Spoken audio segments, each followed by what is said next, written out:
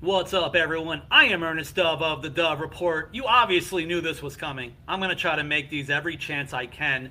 I've started to get into some kind of research, reports, information on the trade, analyzing the new 3 prospects that the New York Mets received from the Tampa Bay Rays, who always know how to trade. But let me at least talk about some of the highlights, some of my thoughts, some information, maybe even some concerns, and maybe even some David Stearns type guys that we're getting, because even first glance, it's what we're getting, guys. This is what's going to be happening. Let me jump right into it for you.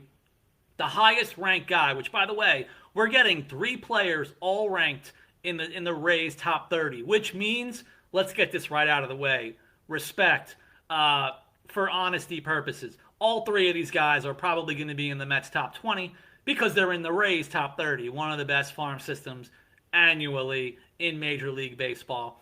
At the top, it looks like a guy with very low slash lines, but probably one of those guys trying to go for the home run.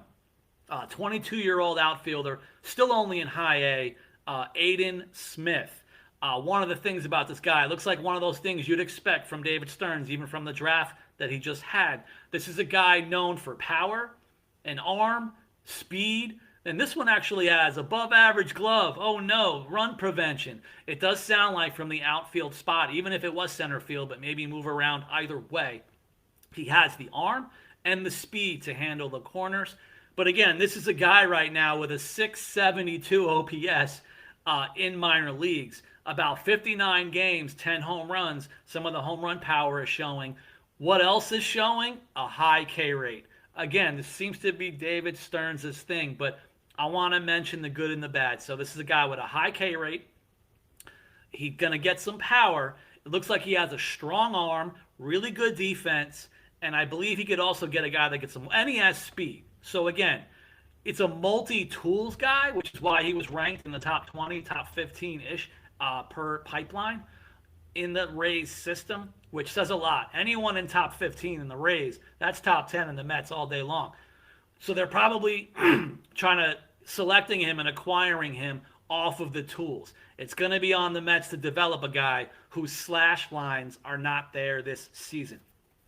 Then you have the other guy, looks like an infielder, Emilian Petri. He's toward the ends of the Rays' top 30 ranked system. Another guy now he's the opposite of Smith. Petri is not known for power. This is going to be a hit tool guy. I don't know if he'll magically be a Louis Arias, but he's a guy with an incredible 7 walks to 40 Ks this year. Last season, his numbers were a little bit higher with more Ks. He has completely flipped the script with his plate discipline this season. That's an incredible number. He's hitting over 300. His numbers combined for high A and double A, the show me level. Looks like an infielder who started playing a tiny bit of shortstop in pro ball. Now it's mostly second base and third base. We'll have to keep an eye on that. Does this seem like one of those high floor guys? Which sounds weird considering I've said Stearns doesn't seem to want a lot of high floor guys. But when you're getting 3 prospects in a deal, you probably always don't try to go for the home run or the gambles. This may be one of those high floor guys in Petri. Can he develop into maybe a higher version of certain players?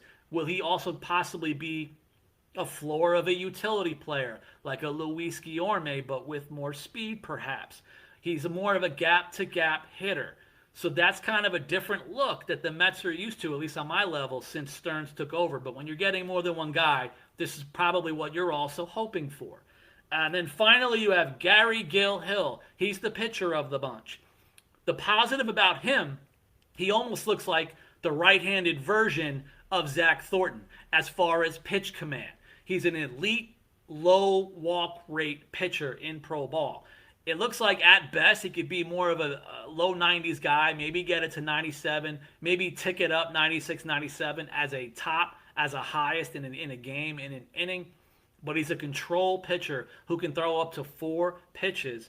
So the question's going to be, why does he have a 1.38 whip right now this season in minor league ball in Double A? it looks like, because again, he's a command control pitcher, he's throwing a ton of strikes, and right now he's allowing a lot of hits, a very high average against him.